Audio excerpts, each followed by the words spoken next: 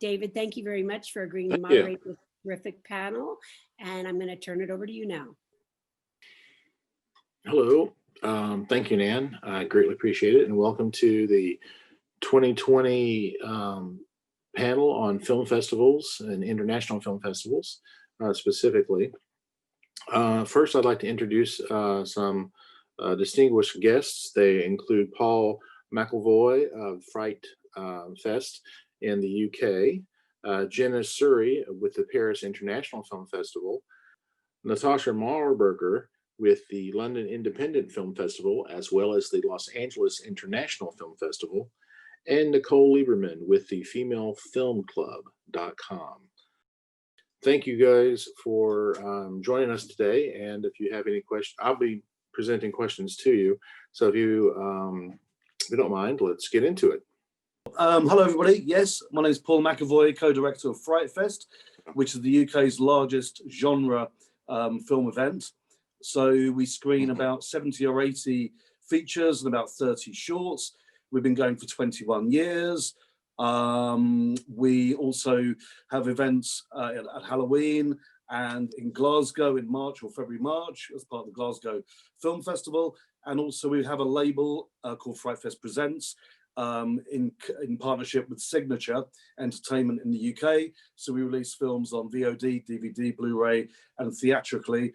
Relic was the most recent release on the FRIGHTFEST Presents label. All right. And one more thing I almost forgot, Nicole Lieberman is with the Female Film Club and is the curator and partner to her FLIIFF channel.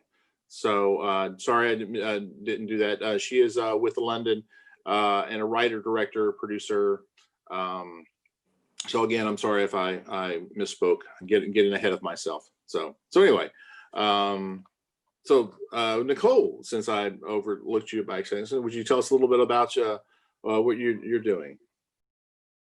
Yes. Hi. Thank you for having me in this panel. I am the co-founder of the Female Film Club. It's an online networking platform for female filmmakers.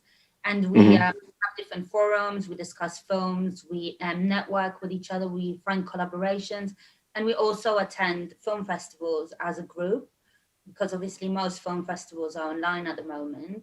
So we have a group for Franklin, we have a group for each film festival that goes, and it's just how to still keep the energy and to keep everyone still interested, even though obviously everything's online at the moment and it's not the same as going in person and having your film festival family. So we're doing an online film festival family through the Female Film Club. All right, cool. Natasha, would you talk about your festival or festivals? All right, yes, thank you for having me on this fantastic panel today. So I'll talk a little bit about the festivals that I'm involved with. So I'm the director of the London Independent Film Festival, and we support, particularly for micro budget, first time filmmakers, but we deal with all kinds of topics. We take all categories. Jenna Suru, who is also on the panel today, she was our opening night filmmaker for this year, from the festival 2020. So I'm sure she'll tell you a bit more about that as well later.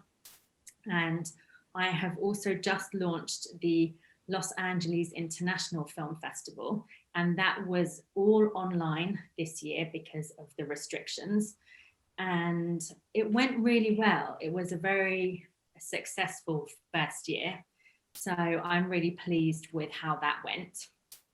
And was in November. It runs alongside the AFM, which is beginning of November, and it hopefully provides an opportunity for people to network at the same time in the same place as all the sales agents and distributors who attend the AFM.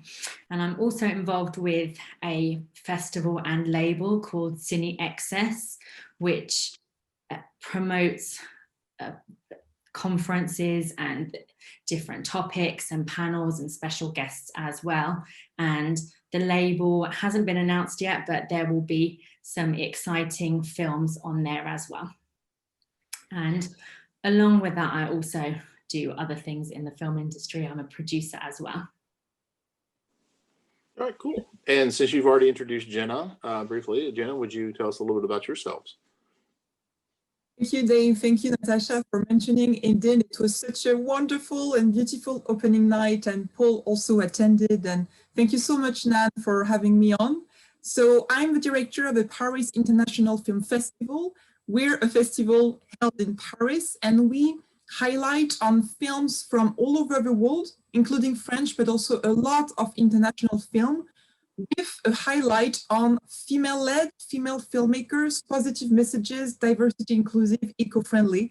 So really meaningful films. We've received such amazing submissions for the coming edition. We're extremely excited for it. And we've also just announced Takpere Egberson, who's an Hollywood star, on our jury. So we're really excited. So yes, we'll talk more about that. And thanks so much again for having me here.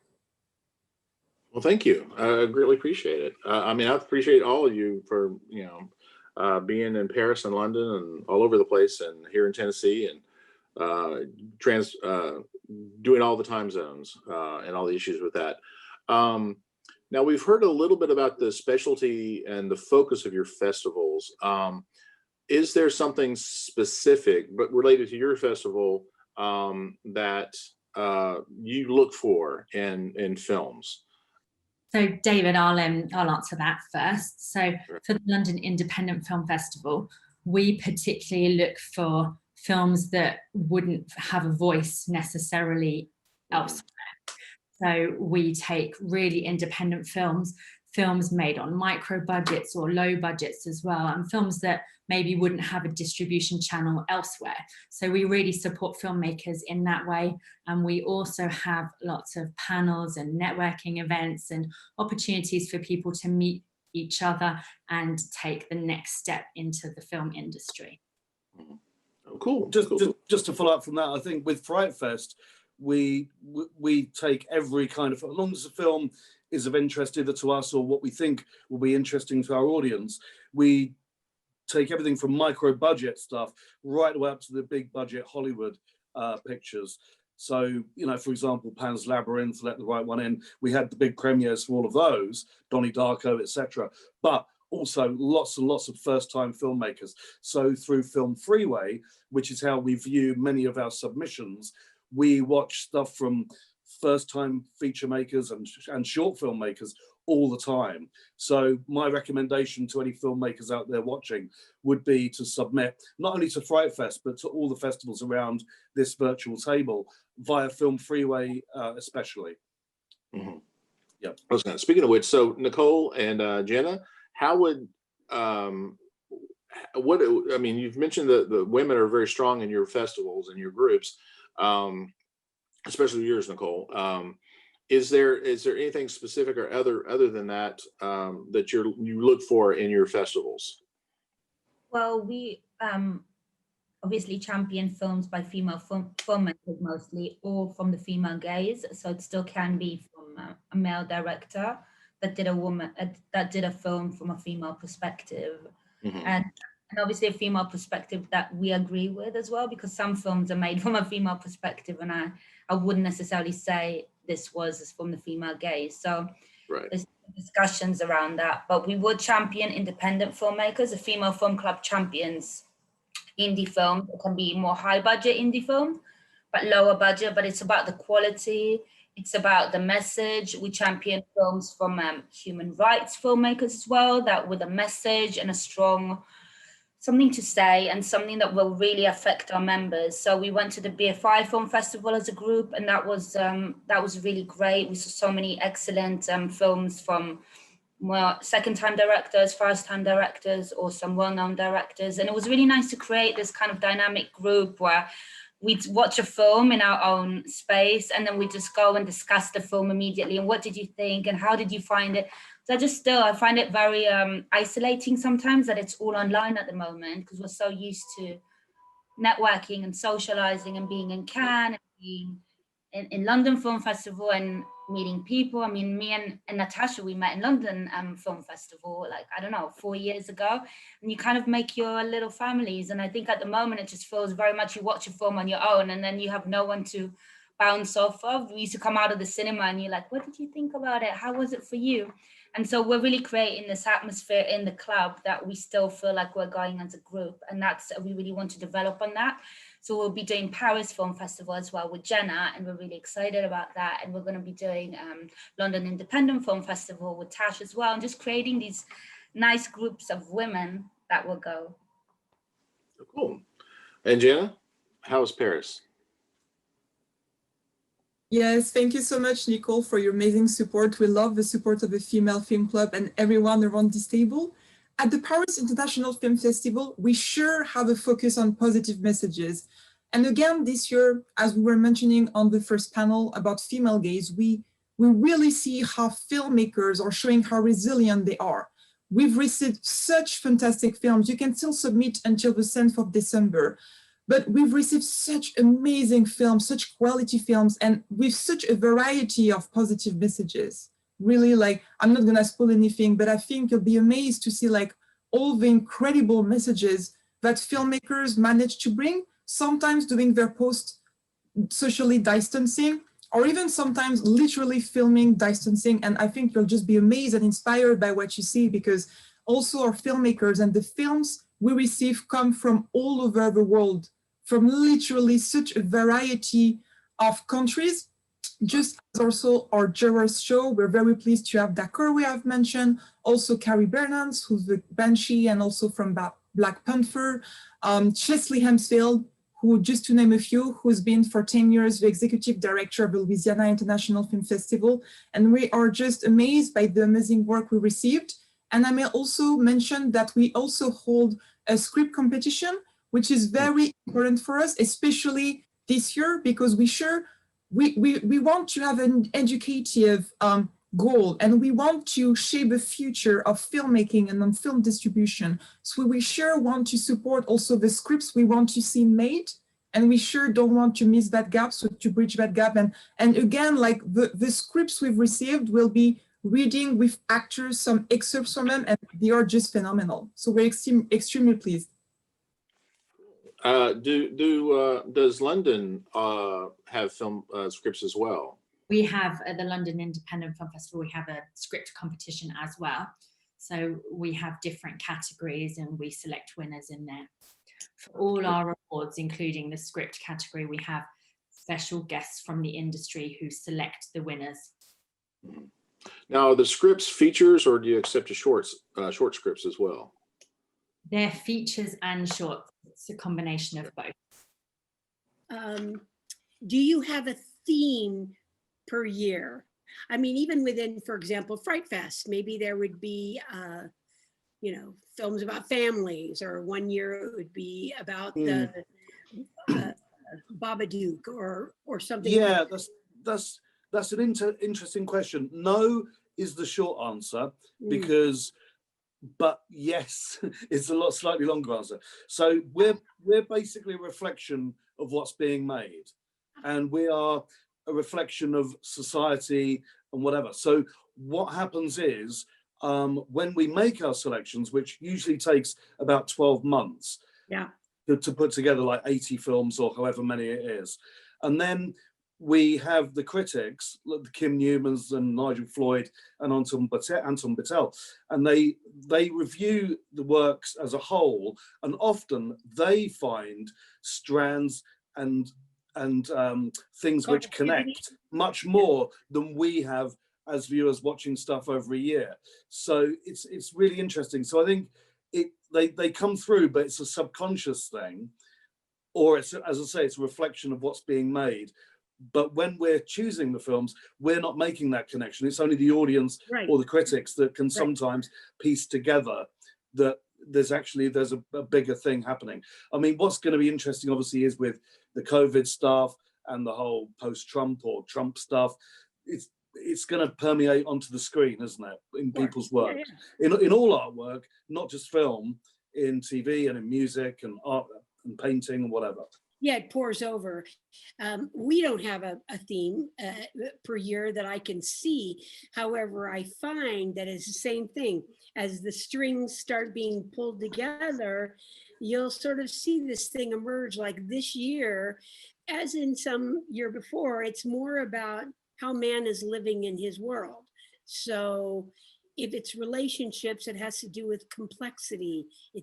And maybe it's the very simple, but generally has to do with how man exists within the society and the lane that they're living in. So if you're living in a ghetto, how's your perspective different from somebody who's living in Beverly Hills? Whatever, the point is I find that theme, although we haven't planned that theme. So I was just curious, Jenna, and then Nicole too. Yes, absolutely. It's a little bit like Paul for the Paris International Film Festival indeed, because obviously because of our educative goal, we really want also to adapt our panels and our events with what's happening in the world. So for instance, for the 2 previous editions, we had the focus on Europe because it was very much discussed. For the upcoming edition, we've prepared a lot of events, virtual events, panels, because, well, filmmakers and our audiences are really needing support and are craving for this content. So we are really adapting it to the closer to the time, but we already know we'll have something about eco-friendly filmmaking, obviously diversity, and not just diversity in film, but how to make a film with diversity, like it's gonna be broadly discussed. Also the male-female gaze, again, that's something that's really important, and how to also build a script that makes sense, even if you're a male writer, for instance. So that's really important. I would say it's definitely a great idea. Like as Paul, we don't necessarily have a theme first and foremost. However, when we see the film, we realize there are some strengths which are really can come together, and we can come up with some ideas of titles. But again, of course, it's all about the variety. So really, we really welcome films and scripts from any languages, any genres, and from all over the world. Generally speaking, when do you have your festivals, and when do submissions open up so that filmmakers can start submitting? Okay, the main FRIGHTFEST event is the August bank holiday, and in August bank holiday weekend in at the end of August. So that's 5 days generally, and then the Halloween edition is 1 day. It's a single day with about 5 or 6 films, and then we do 3 days as part of the Glasgow Film Festival, late February, early March. But this year, because we were forced online for August, then we replanned to have a physical event for October, which obviously then we had to go digital again because we pulled the plug on that. So we made the October event 3 or 4 days as well. So both of the events were actually quite large online events. At the moment, we're watching materials for Glasgow, which is late February, early March, and also for August next year as well. Cross fingers we can go ahead. Who knows? Right. So the London Independent Film Festival, the deadline is coming up in January to submit for that. And the event itself is March or April. And the submissions usually open in around about June for that one. And the LA International Film Festival, we just had it. It was at the beginning of November. Submissions for that are also open already. And both of them are on Film Freeway, and people can submit there. Cool. Jenna with Paris? Yes, and just a quick note on FIIFF, I've only heard great things, but really also the Los Angeles in the International Film Festival was fantastic. And it was so wonderful just to see that obviously we all want festivals to be back physically, but for instance, there is this film called Marcus, which was at LA FIIFF that Natasha runs, and I just messaged the filmmaker and we had a chat on Zoom, and really it really feels like a real festival. It just takes an extra effort, but we can put. So I think it's really important to mention that. And yes, about Paris, the submissions open in March, and they will close on December the 7th. So anyone can still submit until December the 7th. And talking about submissions, and I know it's true for all the festival here around the table, we really care a lot about submissions. Please put as much detail as you like. We read everything, our jury watches everything. Also, I watch every single submission. So you are guaranteed that your film or script will be watched or read several times. And that's really important because I also tell the jurors that there's no criteria, because if we bring them on board, it's because we really trust and value their opinions. And I think it's also probably part of this personality that attracts to us such great messages and such a variety, which I believe for a festival is really, really important. Yes. And speaking of which, what's the number one mistake a filmmaker makes when submitting a film, or what would you wish they would do more? Well, I've said this a few times in various panels, but if you're going to make a short, make it short. 8 to 12 minutes maximum, possibly less. And when you're submitting, check out the festival you're submitting it to make sure it's worth your while spending your dollars or your pounds, sending it to the right festival.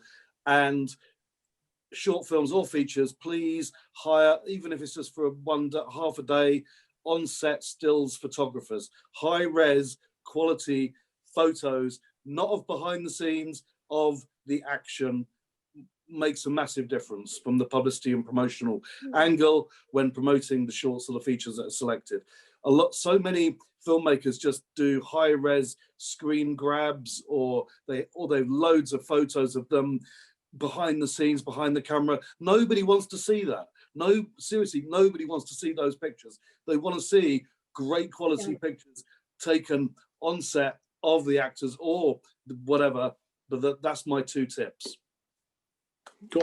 I would say I agree with Paul on that. There are so many, I'm always chasing filmmakers for images, and then I don't get the right kinds of things, and that's a real issue. So it's really important to make sure you have the right kind of stills. My biggest challenge, which therefore is David's biggest challenge, is when people put their film up on Film Freeway and send you a screener copy, that's great. But when they receive notice that they're accepted, it is within our rules that they need to then submit the film so that we can upload it to the festival, right?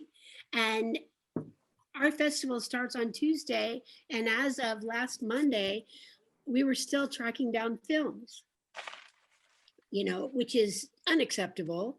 And then we're having to do the yammer with the filmmakers, the chat about, okay, it's online, but we're not going to sell the rights to it. And as soon as it's shown, that'll be the only time it's shown, whatever.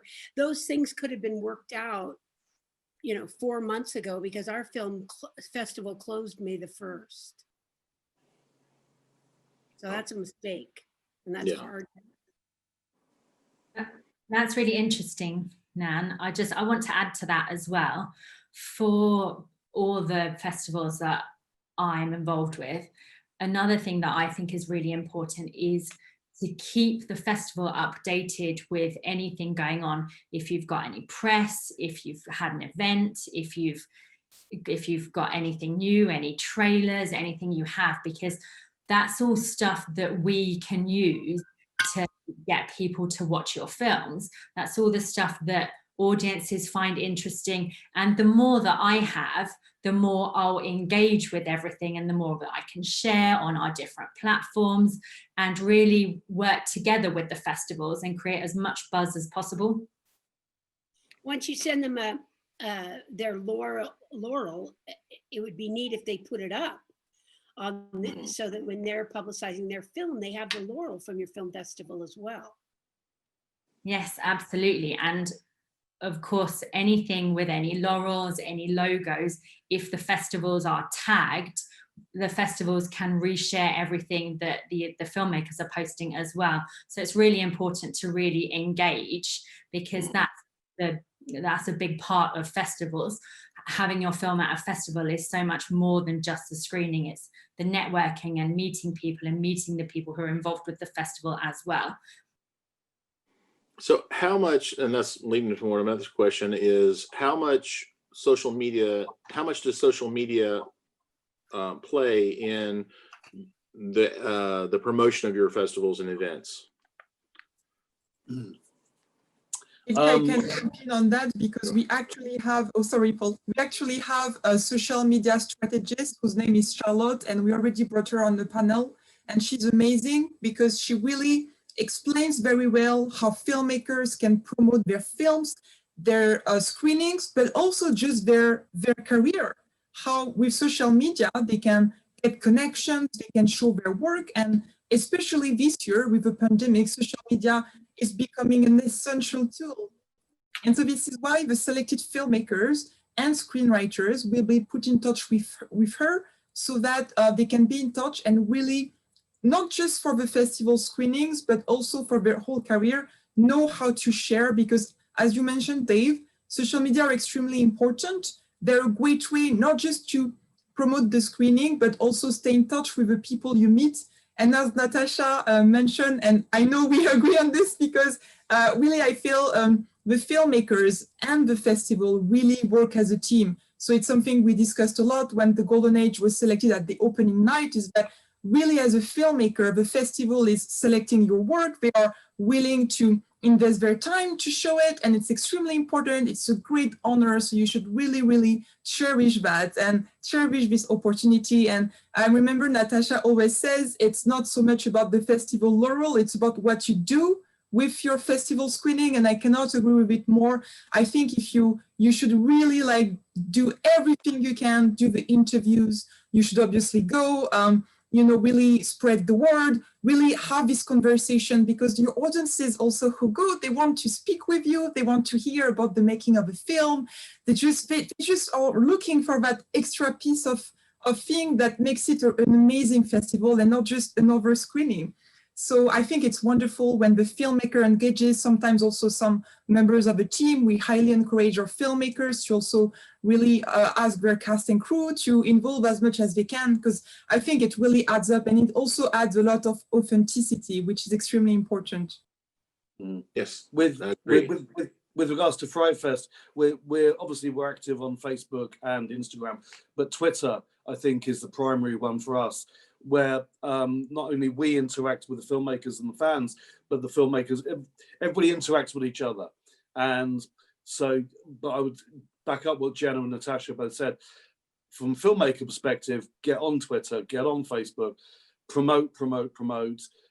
If you can't attend the festival, then that's an easy way and a cheap way of reaching out to the fans and making people aware of your work. So, and if you can turn up, great. Obviously, once festivals are physical again, who knows when that may be. But for now, Twitter and Facebook and Instagram are the three things. But for us, Twitter is the most important, I think. And Nicole, isn't yours basically everything has to do with being online? Yes. So how does, that social media important to you? Yeah, of course, it's very important. We constantly update the club with industry news and updates. Again, every film festival, like Jenna is running her own forum within the Female Film Club on Paris International Film Festival, and she's able to post things on there regularly. She can create her own events and recruit all the members to attend those events. Natasha will be doing the same for London Independent Film Festival. And it's very exciting because it's a club, so you have different forums within the club and different groups of going. So you might not have all the members attending Paris, but then you have a select group that is very keen to attend Paris, and they'll go together. So social media is key, and I think especially today, and in today's climate, you can't do without, and that's what everyone sees, and that's all the updates. And even if film festivals were live, for my regards, in the club, if you want to hold an international community in one space, it's still very important to have it online, because we're not always able to fly everywhere. So in a sense, even though it's changed the scope of film festivals, it's also made it very accessible for many people to attend film festivals they would not have been able to attend otherwise. So there is a beauty in the new way of doing it. And you could be building a fan that maybe in 5 years, if we're back in person, I want to go there. I want to go to Paris or London or Margate or Nashville, Tennessee, because they feel a flavor through meeting through the club. Exactly. That says to them, I want to know this better. Exactly. And we can also, what we're planning to do is create a group that once film festivals are back on, then we have a female film club group attending the festival. So we can also say, let's meet here, or this screening is happening. So even if you say you fly to Tennessee and you don't know anyone in Tennessee and you're just flying on your own to the film festivals, you're not alone. You already have friends that you've made online and you can meet them in person in the film festival. So it kind of bounces both ways if it stays online or if it goes back live. No, I was just going to say that sounds fantastic. And I think that's a really important aspect to social media. It's promotion, but it's also creating a community of people where we can all support each other and celebrate each other's work as well. So it's both sides. It's promotion of yourself and you can promote each other and you can really become a community together. Exactly. Oh, cool. If you had one thing that you wanted to say to your audience to let them know about your festival, what would you want your audience to know? Okay, so I'll talk about the London Independent Film Festival and the Los Angeles International Film Festival. So what I would like to say to everyone really is to get involved, submit films, attend the events, write to me. I will support you. I will share everything you're doing. I'll be your biggest fan, most likely. I'm just really keen on building communities. So for me, my biggest tip is just get involved, really connect with us and with the other filmmakers and with all the audiences. And I would echo what Natasha just said, exactly the same. Get involved, get submitting, try and attend. If you can't make the entire FRIGHTFEST or any other festival, try one film or try one day. And once festivals exist in the real world again, please try and support them, because the industry is in a dire strait at the moment. Let's hope the next year will be a better year for everybody. We encourage at Franklin, we encourage people to get involved, to participate. We tell all students that I work with, I say, look, go to every festival you can within a one-day drive. And if you can't afford to go see the festival there, to go see the films, write to the executive director. Say you're coming, you're a filmmaker and you want to come experience it, volunteer. Man, I don't think any of us could be okay at anything that we do in this industry without some volunteers. And then we celebrate them afterwards. We lift them up. They're very important. They're a backbone. Oftentimes they're aficionados that just want to be part of the festival, and we embrace them. So that's a great way to be involved as well. Come, volunteer, see the films, go to the panels, and write the director, or take a minute to meet the executive director and the creative director, which is what David is for our festival, so that you can put a face to that and ask us questions. That's what we're there for. We're there to make filmmakers' lives better and to give them more opportunities to show their work, learn more about their craft. So take time to meet people. Oh, yes. Now, anybody else? Yes, anyone else? Jenna, do you have, anything else to add? Or Nicole? Yes, definitely. I won't repeat what Natasha, Nan, and Paul said, because I cannot agree more. I cannot agree more about engaging with festivals and creating that community. I'm also thinking about the filmmakers, maybe, who are aspiring filmmakers, or they have their films and they think, no one is gonna like it, or I can't make that movie. I would tell them, why do you think so? Who makes you believe so? Anyone can do a film. Doesn't matter where you're from, your gender, your sexuality, your religion, or even if you're coming from the smallest country in the world or an island, please make your film. Please make your voices heard. I think you'll see with the Paris International Film Festival, and we're glad that with the virtual edition, anyone can attend, even if they live very far. And regarding of cost, a lot of the filmmakers, every filmmaker, they have a different story. And the way they made their film is so inspiring, and the message they tell is so unique.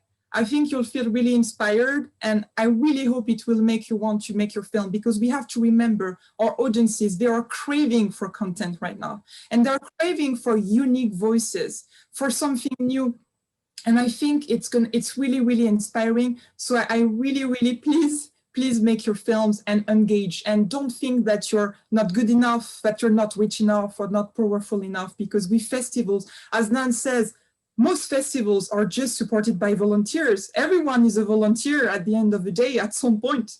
And really, they work so hard to make your voices heard, and they're here for you. And I think festivals will get a lot of credit, and all of you guys, for all you're doing right now, because now is a more difficult time than it used to be for the film industry, and they're really here to support you. So please take that chance. With that, how do you curate, the films that go into your festival? Like, how many submissions do you get?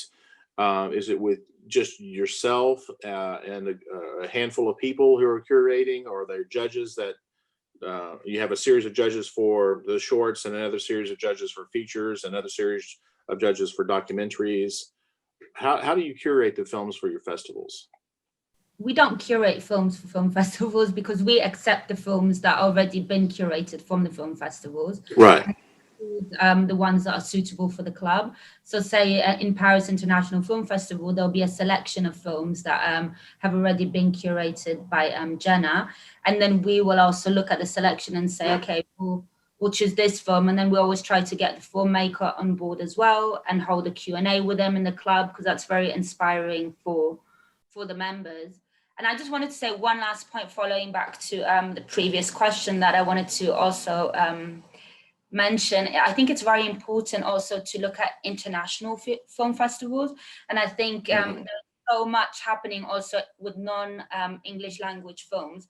And I think it's very important to champion these festivals. And I think, again, in a climate like today, where everything is online, we have the possibilities to attend film festivals all around the world and watch films in so many different languages. That opens our eyes to different cultures and different ways of saying things. And I think that's also something that's very, it's educational for all filmmakers to see, because when you see another culture, or you see a film that depicts another culture, it opens your eyes to different ways of filmmaking. So I just wanted to make that little point. So, Paul, you mentioned a little bit about how you curate. Can you expand on that? Yeah, I mean, the curation, I guess, is primarily done via Film Freeway. So the 4 festival directors, myself included, we watch everything that comes through. Then we have, I used to do the shorts and the features, which, my God, we get hundreds and hundreds. So there just wasn't enough hours in the day for me to watch everything. So now we have a team led by Sheila Rowan-Legg, who chooses all of the short films for the festival, which is really, really important. I guess through doing it for 21 years, we're also approached by the various sales agents, producers, directors, distributors, exhibitors, whatever. So we're in a fortunate position that we get offered a lot of films as well. But Film Freeway is still very, very important to you, which kind of chimes into the question we said earlier with the micro budget against the studio pictures. We like to have a balance of everything, but Film Freeway, watched mostly by me, and we get hundreds, but every one of them is watched and every one of them is appreciated. But Film Freeway is our route generally. Jenna, how does Paris curate? Yes, indeed. Film Freeway, as Paul mentioned, is really important, because we really want to make those voices heard. So again, as Paul mentioned, we really, really cherish every submission. And this is why also our 6 jurors, who are from very different backgrounds, we have 3 females, 3 males, 3 coming from either Africa or being African American. It's really important for us that they have their own criteria, because we bring them on the jury because we really care about their view. So there are several rounds for each of the competitions for the films and also for scripts. So we meet regularly, we discuss, and we make sure that all the submissions come unbiased. Like I would never tell a jury, oh, I prefer this film, please watch this film. No, no, no. Everyone watches or reads the submissions with his or her own vulnerability, sensitivity. I think that's really important. So we always agree. Sometimes there are some films also that we didn't see it in the same way. And again, I think it's why it's really bringing such variety, which is extremely important. It's extremely important for us to bridge the gap and also receive work from filmmakers or screenwriters who are not necessarily from the film industry or they've not been given the same chances. This is why we really, really value Film Freeway for that. And in terms of curating, we also host panels throughout the year. And we also really engage with our community. We always welcome anyone to be in touch with us. So that's something that's really important because we've realized that to get there, we also need to support the filmmakers and screenwriters on their journey. So we always welcome anyone to be in touch. Oh, cool. And Natasha, you have 2 festivals. Are they curated similarly or? Yes, they're curated similarly. And we have a team of volunteers to watch things first and foremost. So they go into different levels and multiple people watch different films. And then it gets like, so you have short lists and different short lists again. And then eventually it comes to the final selection. Oh, cool.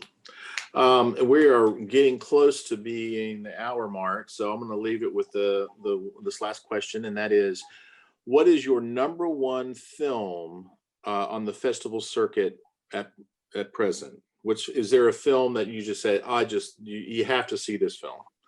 So put you on the spot. So That's not coming to me, is it?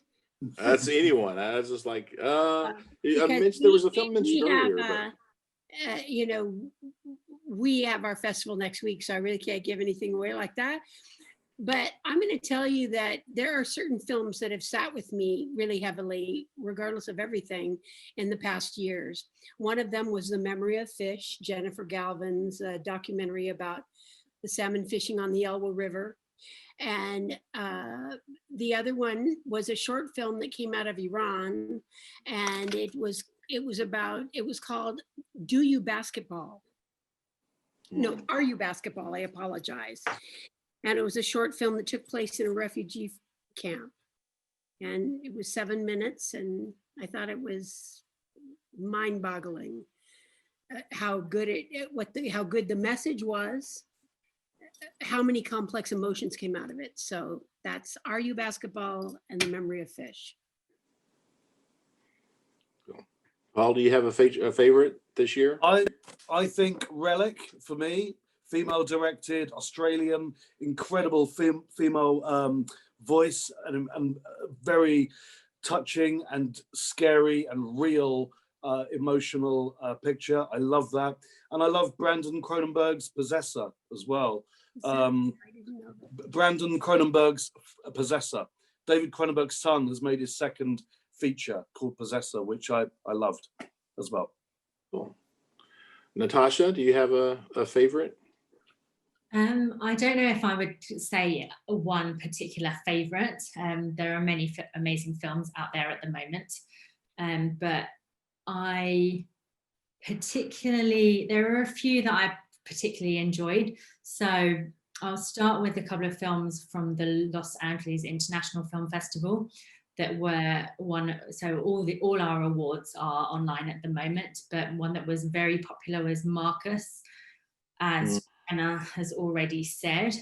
And I think the importance of that is because it's also a very relevant topic. It's about men's mental health, so very important. And another one that has been quite popular as well is a film called Hometown Proud, which is an LGBTQ film that we also screened. So I think, again, that's another relevant topic. It's important in terms of diversity. And one film that I enjoyed that was screened at FRIGHTFEST was Origin Unknown. That's one of my favorites from this year as well. Oh, cool. And Jenna? Yes, absolutely. From Los Angeles International Film Festival, Marcus was amazing. I loved this film. I loved the acting and the execution and the message. I thought it was just amazing. I also highly enjoyed Green Flake, which was at the Los Angeles International Film Festival again. Really impressive film on many levels. I just love this film. And from London Independent Film Festival, I also loved Soundtrack to 16 by the Shakespeare Sisters. And I love their work ethics and their branding, and we collaborate a lot. And I know they have a new project in the works, and there are definitely also some filmmakers to catch an eye on. And as far as the female gaze films, is there one in particular, Nicole, that you would just highly recommend? Well, surprisingly, actually, I wasn't going to recommend the female gaze one, just to make it a bit different. But I have to say that I really loved Steve McQueen's Mangrove when I watched it at the London BFI Film Festival. And I think it was brilliant, and it's playing on BBC now as well. And yeah, just to take it on a bit of a different angle, we might be the female film club, but we still discuss also films done by male directors that are brilliant. And I think Mangrove is 100% one to be seen. Right. Oh, cool. Means. Well, I want to thank you, Can I quickly all add- of you, for this festival. Or Nan, do you have one? I just wanted to add one that we wouldn't get for our festival, being where we are in the United States. But I thought Portrait of a Woman on Fire was Beautiful. That was last. year. That's one of my favorite. We discussed it last week in the Female Film Club. Yeah, and I'm it's sorry, I missed. a beautiful film. I think it's one of my all-time favorites. But that was last year's, yeah. But that would definitely be 2019's favorite. 19. Yeah. 100%. Sorry, David. Before we go, I would like to give each one of you an opportunity to promote your festival for next year. So with that, I would like to start with Natasha. Yes, so thank you. Thank you for everyone for watching and all these amazing people on the panel today. Thank you, Nan, for having me. Just wanted to say, get involved. The LA International Film Festival or the London Independent Film Festival, submit your films and get involved with us. So thank you to everyone once again. And Jenna. Thank you so much, Dan, for having me, and thank you everyone on the panel. Thank you for everyone who are watching us. Hopefully we'll walk out from this with a few useful tips. For the Paris International Film Festival, you can submit your films, your scripts until December the 7th. Any genre, any language, we accept all origins. And the festival is running early February. We will be announcing the selection sometime later in December. And please feel free to come, feel inspired, come virtually and engage. Cool. Nicole, do you have something? And one other thing, would you promote, how does someone get in, become a part of the Female Film Club? So we're open for any female identifying filmmakers, and you go to www.femalefilmclub.com. And if you don't know who to attend a film festival with, and you want to find your community and meet industry leaders and discuss various films, and we have some amazing, we have Sophie Hyde, who's an Australian filmmaker who did the film Animals that premiered in Sundance in 2019. She's in the Female Film Club on Wednesday. So if you want to join our community, just check us out, Female Film Club, and we look forward to seeing you there. And we have members from about 14 different nationalities and countries. So we're very open. We want to hear more from you if you want to join. Cool. I will be telling my students about this, especially my female students. I do have some personal questions after the event that I did ask. So, and Paul, any last words about Fright? Thank you, David, and thank you, Nan, and thank you to everybody on the panel.